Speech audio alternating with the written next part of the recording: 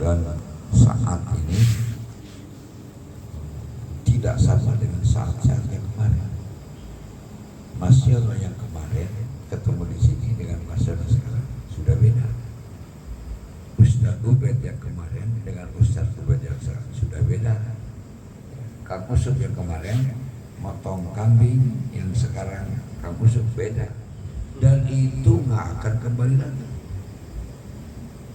Hari ini ada tamu tuh dari Bandung, tapi di belakangnya ada hubungan dengan bambu. Kalau bambu berarti sama-sama sakuru saelmu ulah ganggu soalnya. Kalau ini hari ini malah ada yang mengejutkan. Alhamdulillah ini ada Azmi. Ya kalau senambal semangat. Anak dari kecil di Talabang dia mainnya. Dia udah lama tiba-tiba datang. Memang datang terundang, pulang nggak pernah diantar dia. Kalau datang ada keretanya dia datang. Itu hebat. Tapi pertama-tama saya aturkan terima kasih yang bisa hadir di tempat ini sekarang. Terutama kalau bukan karena iradahnya Allah, jauh kita bisa ketemu. Dan terima kasih juga kepada ya bisa hadir terus, ya bisa hadir terus ke Ustaz Usuk, kepada semua anak kita, tambah Ustaz Mahmud. Alhamdulillah sekarang suka bawa santrinya, kita masih silaturahmi. Doa itu satu orang dengan doa 41 orang berbeda. Dan yang pertama katanya begini, kalau ada orang gila didoain sama 41 orang, insya Allah sembuh. Tapi sebaliknya kalau ada orang sembuh didoain sama 41 orang jadi gila. Tinggal pilih ya, mau dari sembuh menjadi gila atau dari gila menjadi sembuh.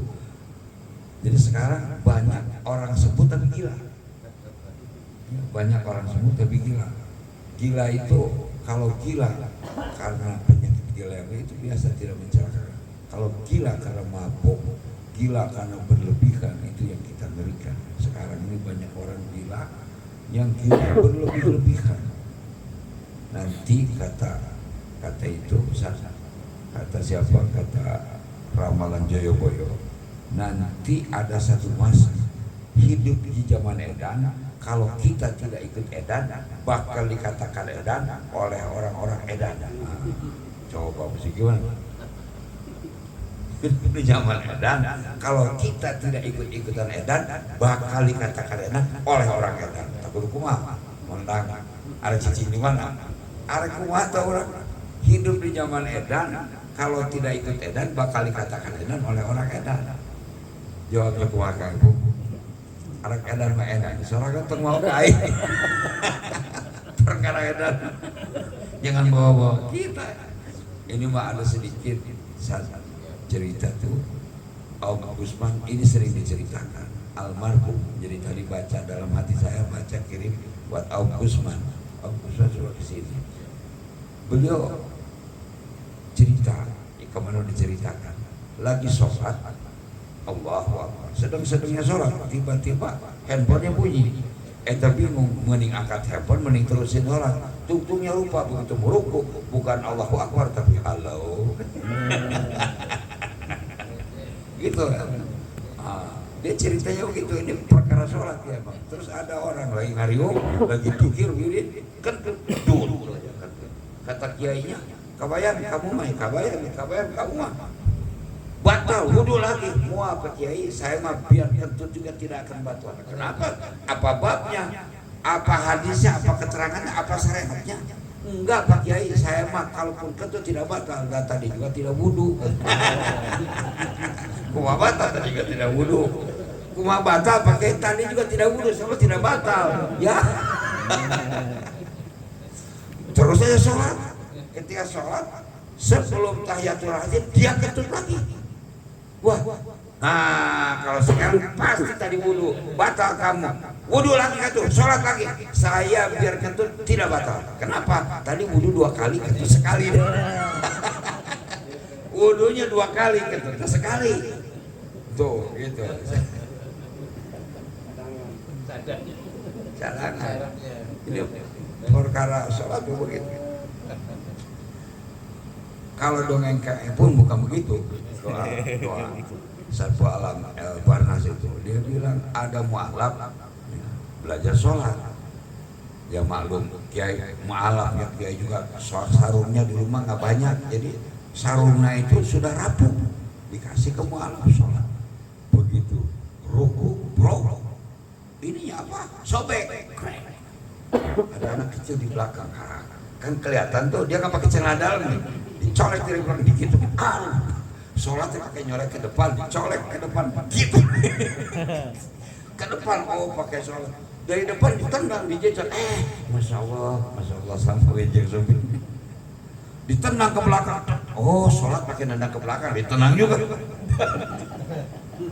Begitu ke belakang ditangkap, dipiting gitu, ditekuk, wah udah selesai. Begitu selesai cerita ke kiainya, sholatnya bagus Pak Kiai, cuma saya ngatahan ada tendangannya sama cekekannya. Ada pakai tendangan sama cekekan, itu sholat yang ini. Gitu saat. Jadi bagaimana nih sholat itu anehnya begini, begitu sholat Allahu Akbar itu segala ingat. Ada orang ketakutan ditagih sama tukang kredit, dia di masjid khusus, Kang kredit, astagfirullahaladzim, Kang kredit saya juga, astagfirullahaladzim, makin jauh, sholatnya makin jauh. Nah, jadi sholat karena itu, gitu. Tapi saya sedikit aja, ini kebetulan ada ini Ketua BNN Jakarta Selatan, jangan main-main. Ketua BNN Jakarta Selatan, ini betul.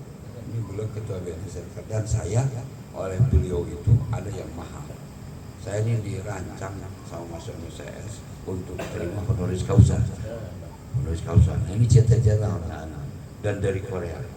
Tapi saya di antara semua saya sudah catat pengalaman saya catat CV saya catat. Ada yang tidak dimasukin, yang paling penting saya. Tapi saya nggak enak hati sama Pak Dik. Apa? Saya itu diangkat sebagai pelopor bersih narkoba. Karena senam, karena bambu. Itu yang paling hebat. BNN mengakui. Tapi saya nanti keluarkannya kalau saya keluar profesor honoris causa. Baru saya keluarkan.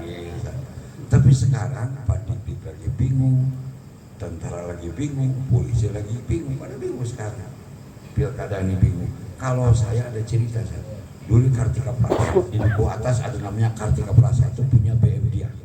Saya kebetulan melatih silat. Saya masih di SMA sudah melatih pencak di situ, dikasih rekomendasi oleh kepala sekolah.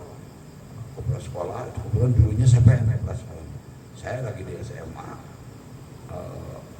pagi jadi murid, sore jadi guru degung, katak bisuling, guru pencak. Kalau saya jadi pencak, jadi dapat honor saya. Nah, direkomendasi dah ke Kartika Prasa. Itu ada Ahmad Iskandar, ini bapak angkatnya lah, almarhum ya. Itu guru Budi Suci di Cirebon. Berdua dia chief security di situ. Saya mau pulang ke Cibadak, berdiri ini di halte bus, nunggu bus dulu. Bus itu masih Mayasari Bakti, masih bus itu, PPD masih bus itu. Tiba-tiba ada orang duduk aja, tapi cepat, kayak bingung. Ditanya sama saya, kata Om Gogo, tanya coba Om Gogo itu Pak Ahmad Iskandar, itu saudaranya Yogi SM. Coba tanya, Pak kenapa kok ya, karena yang bingung banget.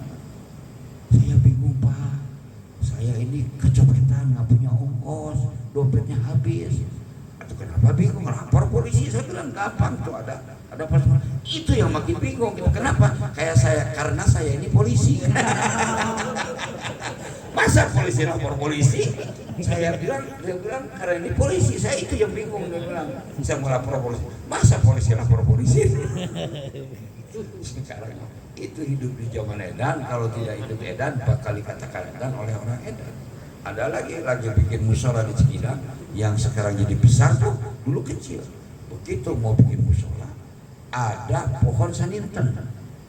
Pohon saninten itu dari dulu nggak besar, nggak besar, diameternya paling paling 50 cm, tidak besar pohon saninten. Tapi sohor pohon saninten itu banyak kuntilanak sama jin. Orang dari dulu nggak tahu, nih tanya nih, ya di Cibangke ada tangga saninten, ya Pan, Nah, ini aja. Dulu kalau udah maghrib mau ketemu, wah dia takut. Ada motor asap ke makam. Menang. Ini juga sama. Pohon sanintan. Mau ditanya dulu mau ditebang sama Mang Tama, ditanya dulu nih. Ada orang gila. Orang gila nih, orang gila. Sini Wing, kan orang gila. Jangan nanya. Ini pohon sanintan kalau ditebang gimana? Alah lo kalau mau jadi orang gila boleh. Sembarangan pohon sanintan ini ditebang. Kalau lo mau jadi orang gila boleh. Itu orang gila yang ngomong begitu. Terus Mas Taman yang gila dia gue. Bisa. Ya alhamdulillah. Ya ada tamu, ada Pak Dikdik. Saya kalau ketemu Pak Dikdik saya nggak mau tegang-tegang. Karena dia udah berhadapan di tahanan, di penjara hari-hari ngurusin yang kayak begitu. Ya. Jadi saya ada cerita di hubungan dengan ngerokok di Gloria. Nah, ada saksi Gloria, cuma nggak ada masa. Namanya Al-Mudah meninggal, Saripudin, bulan puasa. Takutnya dulu sama saya tuh, tanya lah mengenang orang lagi harium biasa bisa dilempar pakai papan terus. Takut orang, ngeliat satu takut. Kalau saya udah ngomong sunat takut. Biar berapi-api kalau saya masih bahasa Cina, bahasa Indonesia tidak takut tenang. Tapi kalau udah ngomong sunat, maka saya tuh cuma si kanan hanya satu kalimat, nasihat sakit hatinya 1 bulan nggak keluar. Nasihat pakai bahasa itu. Karena kalau saya udah pakai bahasa Sunda ngambek beneran. Nah ini ceritanya bulan puasa. Saya dari lantai 3 muncul, dia dari lantai 2 naik. Si Saripudin. Begitu naik dia lagi ngerokok. Sambil naik ngeliat saya, umpatin ke belakang rokoknya. Lah kamu ngapain? Enggak, lagi ngerokok. Enggak, tuh lihat juga asapnya keluar. Tuh lihat asapnya. Oh iya Kang. Lagi-lagi dilag-lag. Masih ada di kantor, masih ada sabuknya. Lag-lag kabeh. Dilag-lag tadi. Teuy. Saat tahu enggak diteuy? Ditelan. Kan enggak asap. Lihatin ke depan. Lihatin tuh. Kan asapnya makanya. Lag-lag teuy. Masih ada kan di kantong? Masih ada. Keluarin. Lag-lag gitu. Dimakan lagi sama. Saking takutnya dulu. Ya ini cerita sedikit.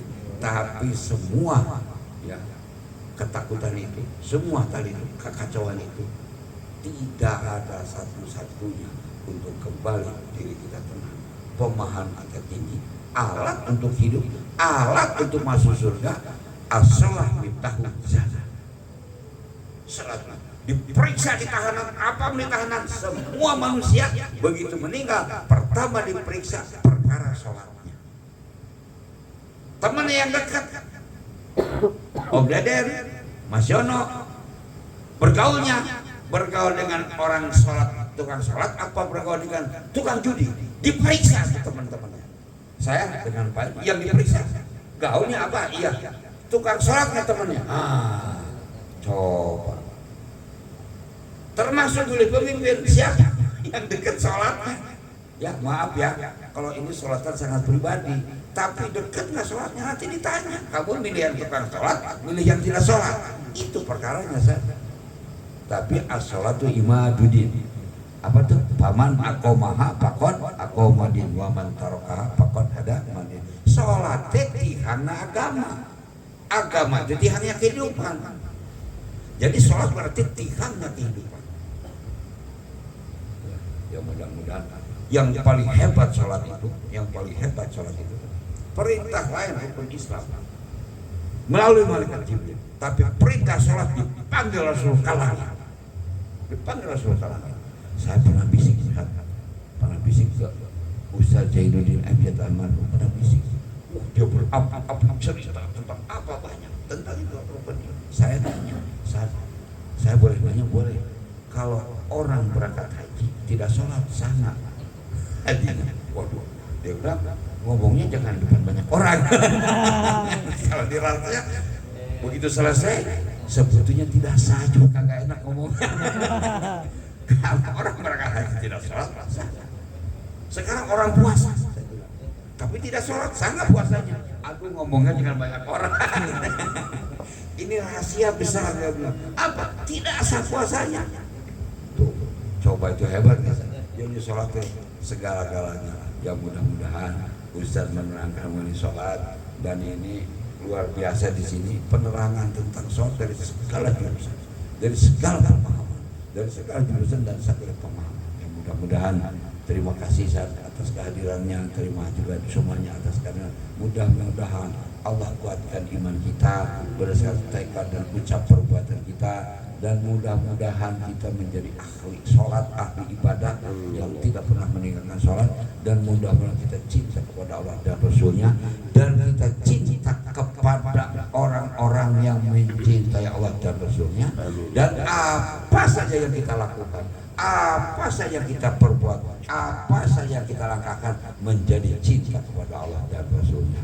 Billahi taufiq. Assalamualaikum warahmatullahi wabarakatuh. Waalaikumsalam warahmatullahi wabarakatuh. Ini Ustaz, kalau tadi terpulang bambu. Ya, Bismillahirrahmanirrahim. Assalamualaikum warahmatullahi wabarakatuh. Santri-santri para beres, para ustadz, ya, para guru, para tamu dan abah, orang tua kita dan guru kita bersama. Bismillahirrahmanirrahim. Kemarin kita sudah membahas wudhu secara akidahnya, secara imannya. Ya, wudhu itu adalah perintah dari Rasulullah langsung.